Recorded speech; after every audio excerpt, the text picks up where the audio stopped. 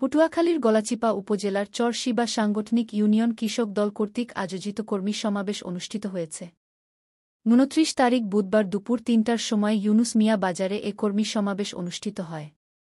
মুহাম্মদ সিরাজ মুন্সি সাধারণ সম্পাদক চরশিবা সাংগঠনিক ইউনিয়ন কৃষক দলের সঞ্চালনায় চরশিবা সাংগঠনিক ইউনিয়ন সভাপতি আকবর গাজীর সভাপতিত্বে প্রধান অতিথি হিসেবে উপস্থিত ছিলেন জেলা কৃষক দলের সাধারণ সম্পাদক তরিকুল ইসলাম ইভান। প্রধান বক্তা হিসেবে উপস্থিত ছিলেন উপজেলা কৃষক দলের সভাপতি মুহাম্মদ আনোয়ার মুন্সি।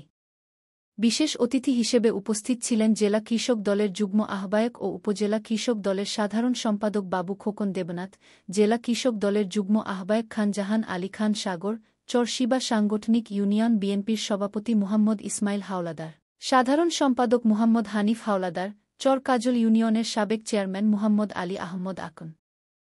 আরও উপস্থিত ছিলেন জেলা সদর কৃষক দলের সদস্য সচিব গোলাম কিবরিয়া, পটুয়াখালী পৌর কৃষক দলের আহ্বায়ক শাহাবুদ্দিন হাওলাদার, পৌর কৃষক দলের সদস্য সচিব আকাশ মাহমুদ, পৌর কৃষক দলের যুগ্ম আহ্বায়ক জহিরুল ইসলাম, জেলা শ্রমিক দলের দপ্তর সম্পাদক মুহাম্মদ টিটু, উপজেলা কৃষক দলের সাংগঠনিক সম্পাদক সোহেল গাজী ও উপজেলা কৃষক দলের সিনিয়র যুগ্ম সাধারণ সম্পাদক রফিক সিকদার সহ চরশিবা সাংগঠনিক ইউনিয়নের বিভিন্ন অঙ্গ ও সহযোগী সংগঠনের নেতৃবৃন্দ। এই পর্যায়ে আসন গ্রহণ করবেন ৬ নম্বর ওয়ার্ড যুবদল জনাব রফিকুল ভাই। এরপর আসন গ্রহণ করবেন জনাব মবিন গাজী ৬ নম্বর ওয়ার্ড যুবদল। তরিকুল ভাইয়ের পক্ষ থেকে বিএনপির পক্ষ থেকে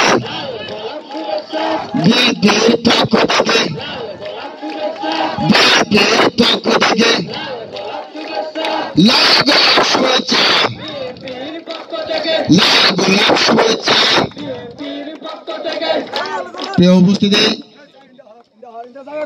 ইতিমধ্যে আমাদের